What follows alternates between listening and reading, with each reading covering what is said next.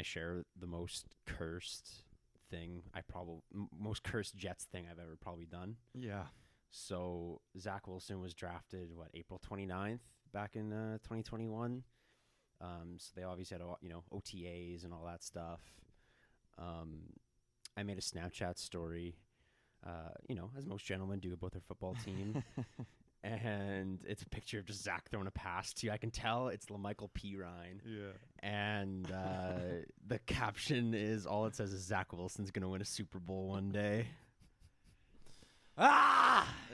Maybe in like a twisted, ironic way, that could still come true. But he'll be on the bench. Kind of like how that old David Carr clip where it's like all his accolades and you want to support the Giants as a backup. And so he's on NFL Network. It's like, man, Super Bowl champion. Yeah. That's going to be Zach Wilson. He's actually going to ball out for the Ottawa Red Blacks, man. Dude's going to be a sweet Calgary He's gonna be a Riders Stampeder. legend. Dude, can't wait.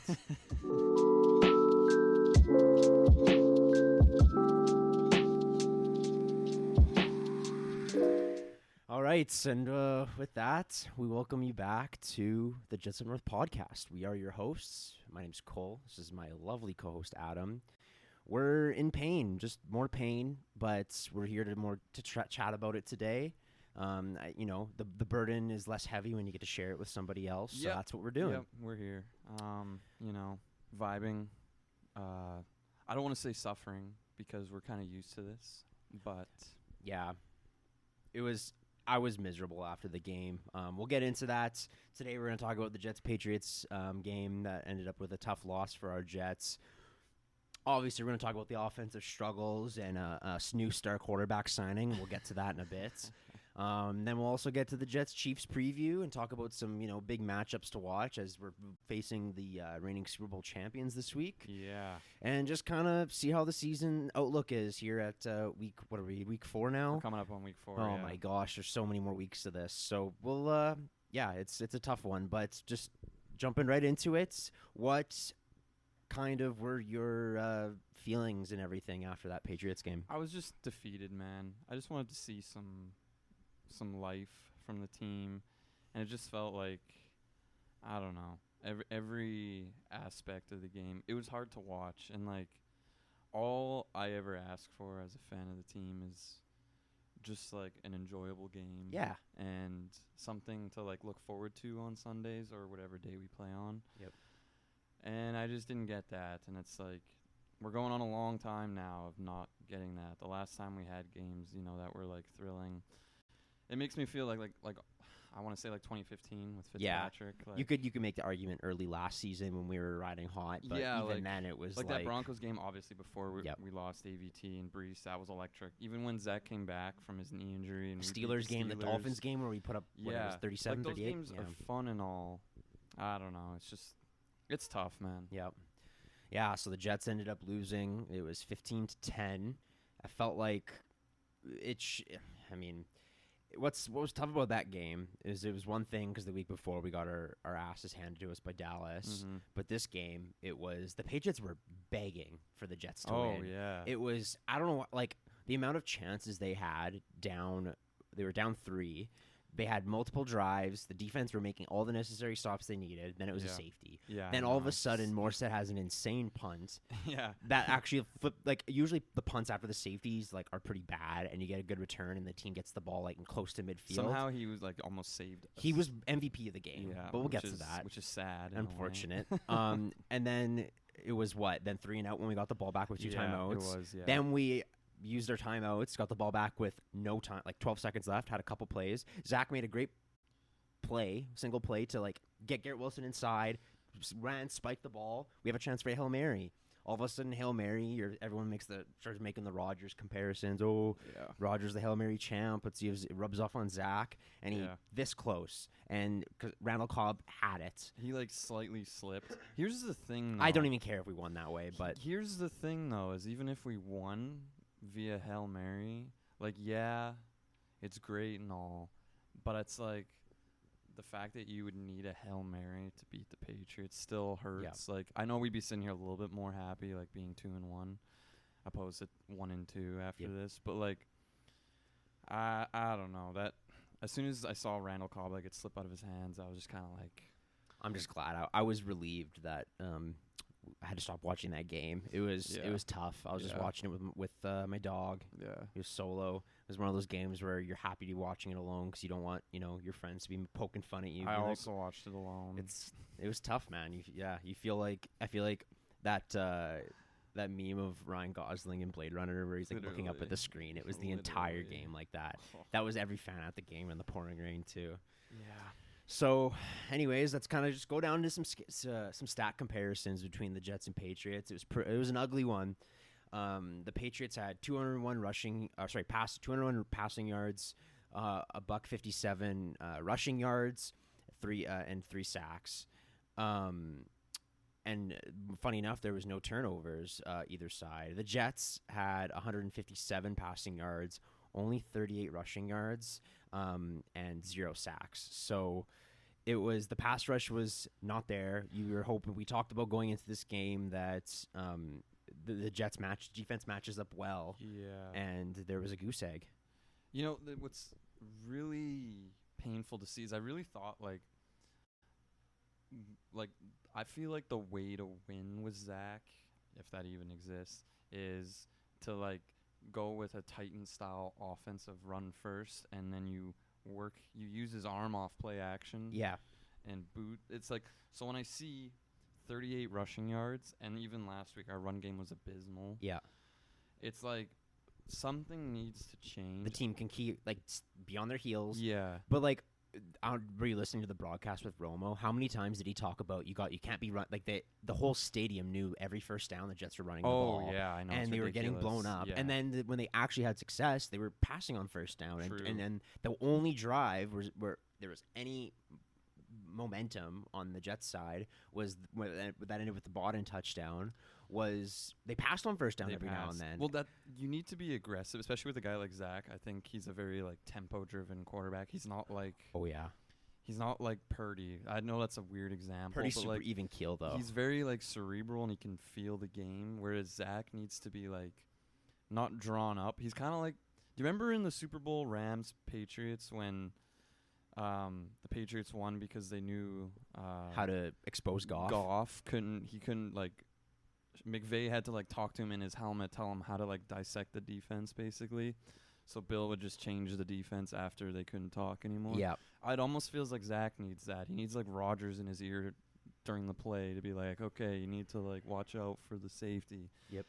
Anyways, like having that like aggressiveness, I love to see. I need to see the run game develop more. Otherwise, this just isn't going to work. Clearly, it's offense. Yeah, I mean, it's when they're one dimensional. It was terrible. Top performers of the game. I didn't have a single person. The top performer, in my opinion, was the gentleman who was so pissed at the Jets that his teeth fell out, his dentures. Specifically, he kind of symbolizes the entire Jets fandom that stayed there in the pouring rain just to have a chance for them to win. They were hung in there, classic Jets style, but let them down in the end. Yeah. I was listening to the Broadway Jets with our boy NYJ Matt, his podcast. Shout out, Matt. And he talked about how miserable it was driving home after being soaking wet in that game. You just feel cheated almost. That is tough, especially in the rain and you're like soaked and you're going home. That's not ideal. Yeah. It seemed like the momentum of that game, like when the only time they felt like there was a chance when then Juju did that earhole block on CJ. Yeah. And the whole stadium was like, what the hell? And he got the flag and they moved him back and the defense got lit up and they got like, and that was when like things were, oh man, I thought if there was a chance for us to get back in the game, it was that, which it happened. We got a touchdown. But yeah, it was no really bright spots in this game. It was an ugly one all the way around. Let's forget about this and just move on. I mean, that the streak goes to 15 against the Pats. We get them in the final week of the season. Yeah. I guess we'll see, but it's a ways away still somehow. We got to worry about this week, right? Yeah. So, touching in really quickly on the offensive struggles. So the star quarterback that I alluded to earlier was former Jets legend Trevor Siemian, who the only memory I have of him is getting his ankle snapped on Monday Night Football against the Browns. Yeah, Poor guy, though. Right after right after our boy Sam got mono. I mean, I don't know how many thoughts you can have on this, but what are your thoughts on the Simeon signing? I already know he's gonna look better than Zach. That's not hard to do. Like it's like Josh Johnson, Mike White coming in and putting up 300 and like 2 tuds and a pick or something like that. Will be in the game or something. Like hypothetical. This is all hypothetical if Zach gets benched. I don't know. He's a good veteran guy, I guess, to have. He had some moments with the Saints last year. Yeah. Or the year before, like when he was with the Saints and he was with the Bears last year. He started against the Jets. He's not very inspiring, though. No. If I have to watch him, I'm going to be pretty like, okay, awesome. To me, it's Mike White adjacent. Literally, yeah. So. I'd say. That's fair. Yeah. What do you think going on throughout the season? Like, what do you think the chances are with Zach gets benched? We hear in the press conferences that Saleh says Zach gives the team the best chance to win. Yeah. Today I listened to the Simeon little intro presser, and he basically said that he knew coming in that it was a backup role. Yeah. I mean, what are your thoughts on that? I think I don't know. It's weird because it's like Woody and Joe and Saleh might have this master plan where they just like low key give up on the season. I would hate if they're tanking. Same. I would be. I think they. Like, if they are tanking, I think they should be gone. But there's too much talent on this roster still. Here's the thing, though. The year that Jimmy Garoppolo got hurt on the Niners, they tanked. They got Bosa. And they got Nick Bosa, who's like a premier player. That's my only argument. Well, I don't want to watch Bosa coming up. Team. No, there really isn't. I don't think. I remember how I felt when the Henry Ruggs Hail Mary happening against the Jets. I was like happy. I was jumping for joy. That's so cursed. And that's such a dark feeling. And then for all that hard work to get thrown away the next week because they beat the Rams. And all this just to end up here with Zach Wilson anyway. So I mean, I'm tired of tanking. I don't think. I think that should totally like there's still so much season left that I mean, so my next question, I guess, kind of following up on the Zach Wilson thing is, are you like completely like, do you think there's any chance that he can take this team to the playoffs? Every single game that I've watched Zach, I'm like, I always have this thought of like, maybe this is the week. The one he turns it around. Yeah. That literally came into my mind this week because we'll get into the comments. Well, especially against the Patriots. It would be like very big if he had a good game against the Patriots. Like that's like his final boss. I thought he looked... The situation in Buffalo week 1, like we talked about, was impossible odds. And he came out, and I thought he looked fine. And the Cowboys, like Micah Parsons, I can kind of give him a pass with that. Exactly. Like, he literally had like a millisecond. Bro, Dwayne Brown was getting abused. Yeah, so it's like, you know what? Maybe I got one more in me. Maybe this week against the Chiefs, Zach Wilson will show up and Taylor Swift in attendance. He steals Travis Kelce's girl. I think I only have a few more of these. Maybe this is the week left in me. I'm running out of gas. I thought the Jaguars game last year was my nail in the coffin for Zach. Because when Chris Streveler came in and threw that underthrown pass to CJ and the whole stadium went crazy and everyone's like, let's go, we moved the ball. That felt like it. Obviously, then I forgave him. And then obviously you have no choice when Rodgers goes down but to believe in Zach. Yeah. And here we are again. I felt like that Patriots game reminded me a lot of that Jaguars game last year, including the rain and everything and how just upsetting it was. Totally. I think if there is a last straw, I don't really think there is. If there is a last straw, I would say he has to look you don't even have to win this game. Just look like you're a competitor. Like look like you deserve to be in the league, man. Yeah, he looks like he's regressed as a rookie. I look back at that Tampa game his first year against the defending champs that year. Yeah. And yes, we lost, but we were in the game till the very end. Was that not one of the better games, most fun games from his rookie season? 100%, yeah. Like he was throwing darts. He was he played good. I think it's because he was in tempo. I don't know what it was about that game, but he had like the tempo. He's completely lost the tempo. I don't want to call it yips. He just has no rhythm. Yep. And he's so sporadic.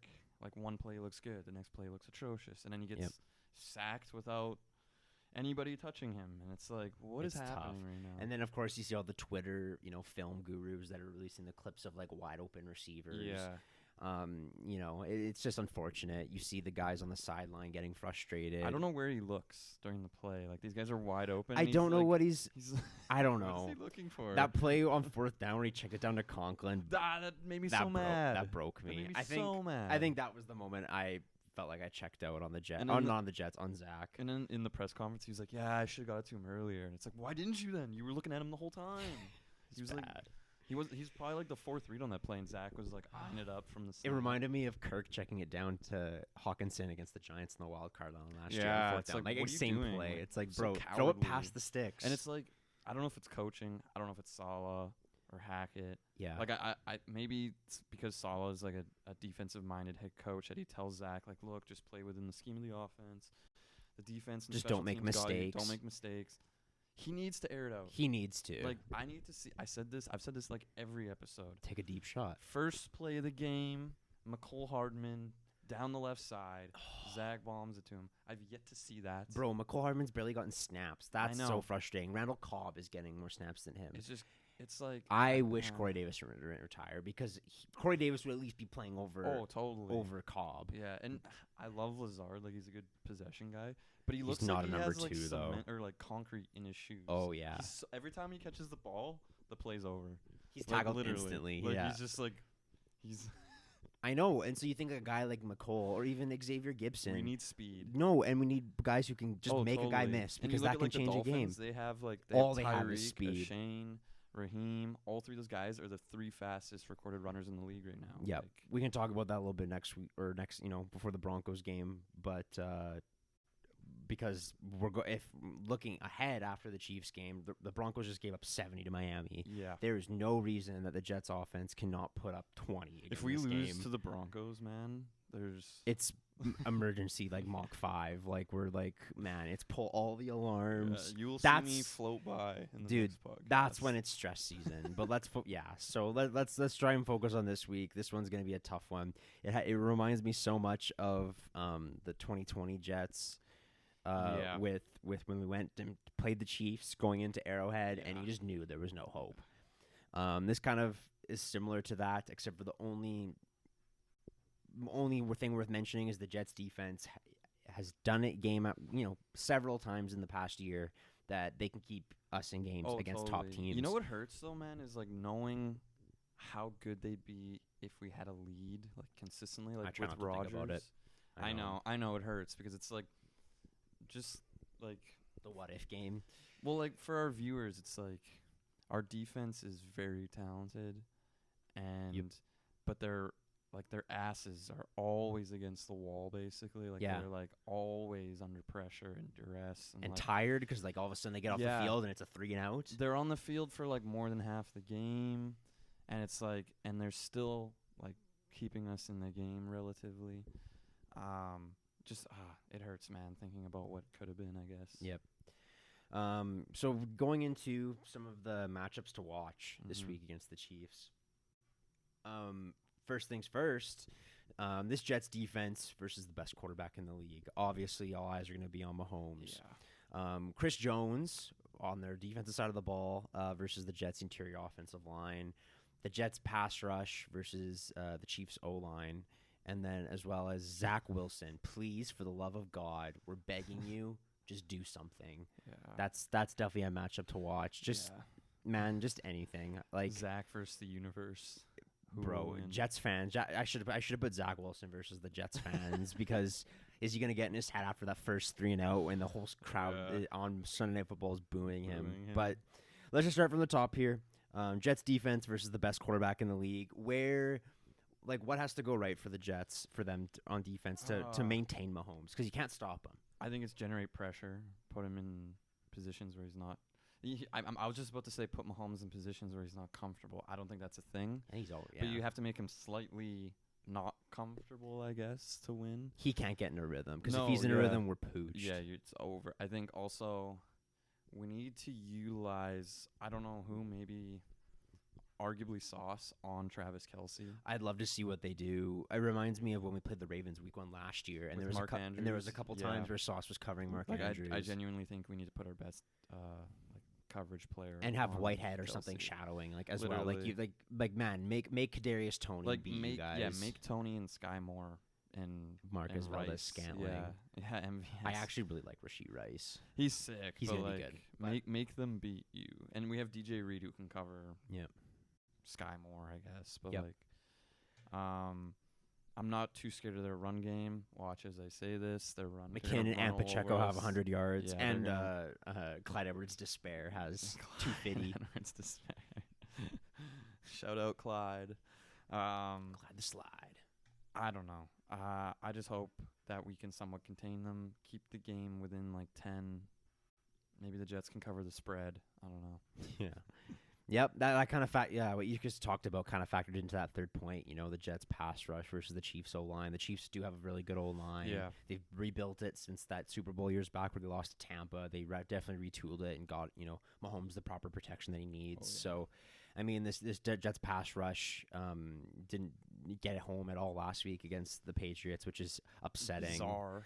But they've created pressure, as we'll kind of get to that here. So from PFF, there's kind of some two stats here. So this one, the least shocking thing in the world is Quinnen Williams, the highest graded Jets player this season, with an 87.9 grade from them. That's something that you're happy to see, man. I mean, he hasn't gotten home, but there's so many times where a play gets blown up and you can just tell it's Quinnen right in the middle there causing havoc.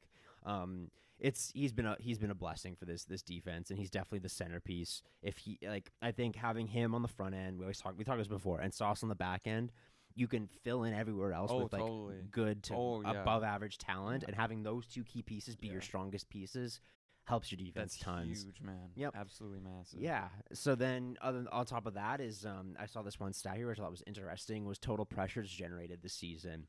So going, I guess, from top to bottom or bottom to top, Jermaine Johnson has 5, which was a little surprising. Quentin Jefferson has 7. Bryce Huff has 11. Quinnen Williams at 12, who we just talked about, and then JFM at 13. I think the most surprising one is Huff at 11. Yeah. But actually, no, the most surprising one is Jermaine at 5. That is disappointing. Jermaine's main plays in the run game. It's unfortunate though that he has the pressures that he's generated haven't been there. I was expecting a real breakout season. I mean, that could still come. There's still time. 3 games. Yep. I don't know why I'm hating. I love him as a player. I genuinely do believe that he will have that. It is important to breakout. keep in mind too that this Jets team has played some. I'm going to ignore the Patriots game. The Patriots have a great defense. They always have a good defense, but the first 2 games are against really good teams. We're playing a good team this week. Yeah. Denver, I think we should beat. After that is Philly before the bye. Those are a lot of top 5 teams. Oh, for sure. Yeah. So if we can get through this, if we can get to the bye with just one more win, even if we drop it to the Chiefs, if we can just beat Denver or Philly or somehow winning it, just get one of these next 3 and get to the bye, whatever our record would be. Yeah. Then let's after the bye, our schedule kind of eases a little bit, and maybe we can get back into our strengths, and maybe we can build some momentum. Maybe. And be one of those teams that gets hot later in the year. You're way more optimistic than me. I'm trying to be. I'm kind of just talking until I get more optimistic. So. But yeah, I mean, that remains to be seen. This is the New York Jets we're talking about. Yeah. They'd be the most Jets thing ever to win Week 1 and lose every single game. So. And then we get Caleb Williams. That'd be sweet, though. Knowing the Jets, they'd trade out for it, though. Because we have Rodgers, where it's trade out of the number 1 pick We could nurture him behind Rodgers for 2 years. Drafting quarterback number 1 to nurture him would be crazy. Can you imagine? That's the most 2003 thing ever. And he's literally no, we don't need to talk about We're Caleb not talking Williams. about but yeah. So last point here is the Zach Wilson, please, for the love of God, please. We're begging you. We're kind of seeing it. I mean, we've been seeing it for a while now, but the lack of respect for Zach Wilson around the league. Maybe you mentioned it before. Yeah. You always have that thought going into the game. It's maybe this is the one who turns it around. Yeah. There was some comments, some bulletin board material from Chiefs linebacker Willie Gay, where he was asked, when you look at the tape, what are you seeing from Zach Wilson in this Jets offense? And his response was, he chuckled, and he went, a team that wants to run the ball. He mentioned later on in the quote that once Rodgers went down, the team started playing like they were scared, which he's absolutely right. Totally. But that means that there should be no reason why the Jets don't come in and play like they have nothing to lose, because they don't. They don't. Everyone expects them to lose. So why aren't you first, like you mentioned, every single week. You're like, since we started this, is like with Zach. It's like take some shots. Literally, like you just said it. You have nothing to lose. You already drafted Zach. He's already on the team. You might as well just try. Instead, they like refuse to like. I'm not saying it's coaching. That's why Zach is mid. But like, you gotta at least, I don't know, just give him a chance. Yeah. To like, I don't know, use Running his it on arm. first down and then getting it blown up because everyone knows you're running, and then it being 2nd and 11. Oh, I hate Then it. you run it again and Yeah. get stuffed, or you throw an incomplete pass. All of a Yeah. sudden, it's 3rd and 11. That doesn't help your rookie I quarterback. feel like, okay, maybe I'm just being like narcissistic. I said rookie quarterback, but he Well, it essentially kind of plays is. like He one. acts like So one. I honestly think I could be like offensive coordinator for the Jets. All you got to do is bubble screen the Garrett on first down, get 4 yards. hit a jet Now sweep you're to at- McCole, Yeah, now you're at 2nd and 6. Jet sweep to McCole. Now you're at 3rd and 2. Brees Hall. Run it, power run to the left with Brees Hall. Now it's first down again. You just keep doing that in like a different variation cycle. March your way down the field. Oh, play action. Tyler Conklin over the middle, wide open. There he is. Yeah, you do a boot right. Yeah. Conklin coming from the left side of the line. Zach finds him across. You gain 12 yards. Dude, this is too easy, man. You can have Ruckert in motion because no one thinks Yeah. Ruckert's getting the ball. Have him come True. like hit one of those play actions where he comes like underneath the line and he'd be wide open. Oh, Like, 100%. we should be co-offensive We coordinators. should be, man, because it's like, I feel like it's not that hard, but maybe it is. I don't know. I play a lot of Madden, all Madden difficulty, and like it's pretty easy. Like my Just for the franchise viewers, is pretty good. I am being ironic here. I know that being an offensive coordinator is hard. It's just that Yeah, it's- Hackett makes it look way harder than I think it is, in a way. I feel like, obviously, we've talked about this previously, the offense was designed for Rodgers. Yeah, But, I don't know. part of you mentioned that right there, design for Rodgers. Part of me, when I was driving here today, had that thought of like maybe like part of the reason it's struggling because you do design your offense around your players' strengths. Oh, totally. And Zach is different. Like yes, they have similarities that people have talked in the past, Yeah. but they're different. Obviously, very different. Oh, yeah. And so, like, maybe this offense is going through those growing pains that we're 3 weeks basically behind. I Like, this guess. isn't stuff that they Yeah. could have been installing in, training camp. Not saying the Jets offense is going to turn it around, but I'm saying, like, that could definitely contribute to, like, you're getting used to everything that Rodgers brings to the table. You're talking about the audibles. You're talking about the checks. You're talking Yeah. about him, making those adjustments. So now without him, everyone else has to step up. Yeah. But Yeah, you're not wrong. but that's one factor out of probably, like, 15 factors as to why this totally. offense is struggling. Yeah, there's a lot of moving parts, unfortunately. And I don't know how you solve them. But, it's funny, this whole, like, Zach getting no respect throughout the league thing is, I don't know, when players are talking and there's these rumors about the Jets locker room being unhappy with Zach. Yeah. And the defense, obviously, their patience is waning thin. Usually where there's smoke, there's fire. I know. So I'm a bit concerned that You believe those reports, then you think those are legit? Cause I don't Rich think from I don't know if they're legit. I'm just saying it's like Rich Kamini or whatever. I hate that guy. Guy sucks. If you're listening to this, go get a different Kick job. some rocks, buddy. Get out of here. I'm just saying I don't know if I believe every single report that's coming out about the team, but But like you said, like where I there's said, smoke, there's where fire. there's smoke, there's fire. So it could lead. I mean, I don't mentioned know. it. We saw how players were reacting, not specifically the Jets' defense, but we saw Garrett Wilson getting flamboyant, let's say. Yeah. But Salah had a good quote about like every receiver in the league wants the ball, and Oh, Garrett wasn't. So that's 100%, fair. yeah. I understand that. I feel like Garrett could get like that with Rodgers even. The bigger like, red flag which is bizarre, but for me was Michael Carter blowing up on his running back coach. yeah. Michael Carter, who has literally been like an angel of Jets fandom since coming into the team, and him Yeah. acting that way, it was like, man. But Rodgers did make a comment on McAfee where like he basically said like take a breath, like it's we're still early in the season, Mhm. like I do like I say this, I feel like I say this every week, but any given Sunday, and we saw the Cardinals beat the Cowboys. I'm not saying the Jets are going to win, but man, if we can come in and make it competitive, and then maybe at the end the Chiefs score a touchdown and it's out of Yeah. reach, so be it. Maybe we kick their asses. Hey, how about that? Maybe we win 38-6. Maybe. I'm just kidding. But so yeah, it's looking bleak. Obviously, this isn't going to be a fun game by any means. But I mean, there's nothing else we can do except for just try to laugh through the pain. Yeah. The worst part of being, not the worst part of being a Jets fan, but a hilarious part of being a Jets fan is there is like that very small part of me that's like, what if, like what if we did win? Like There's Cinderella we stories could. every year in the Yeah, NFL. There's always a yeah. team. Like, look at the Lions last year that started, what, like 0 whatever? Yeah. And they all were one game short of making the playoffs. Like, every year there's that team. Maybe Rodgers comes back week 14. He gets that supersonic Achilles surgery that he got, that bridge thing, and Yeah. all of a sudden, yeah. Jets are he comes out like they sneaky like take him off the IR or something. Somehow it doesn't get reported, and then it's like halftime, and Comes in. oh my God, it's Stone Yeah. Cold's music, and it's fucking Rodgers with the American flag again. Like they just redo it. That's what it would be great. It's the trumpet song. Comes out to that. It would be awesome. Adam, how did you feel about like the Jets offensive line? That little solid little bit of sportsmanship where he kind of was sneaky about, hush hush going into this game against the Patriots about the offensive line. Yeah. And so from left to right, we saw, what was it? It was Becton.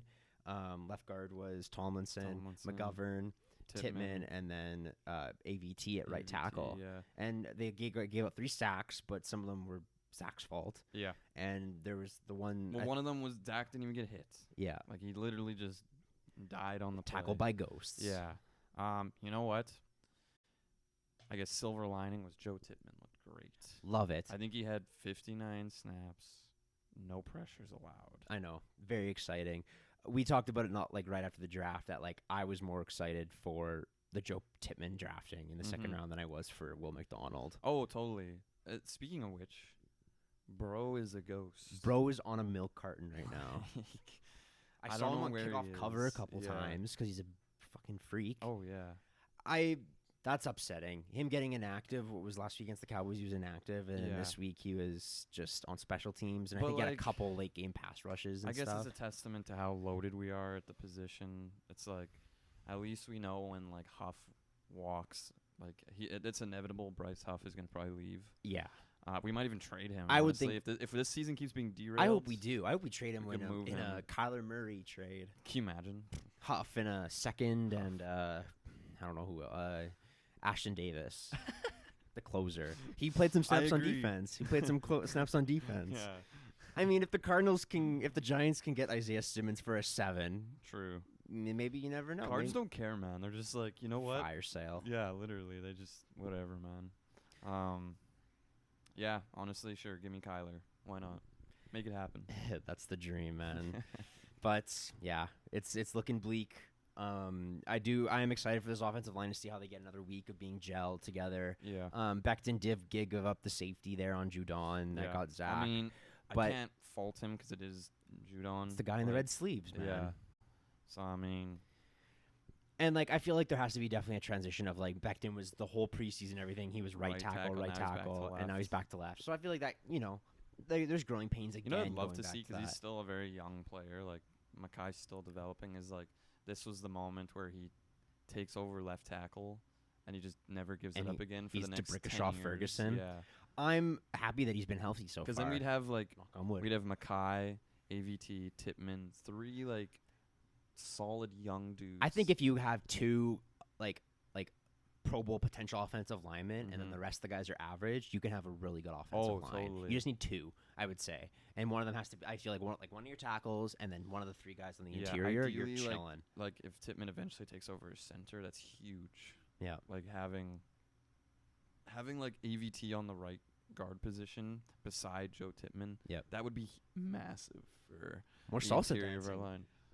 Oh yeah, we got a little salsa. We'll Maybe be down there. We're gonna do right- a live feed of us salsa dancing in a minute. Live stream right after the Jets win. We'll be right by the river doing some salsa dancing. Just you and I. Yeah, together. Yeah, together.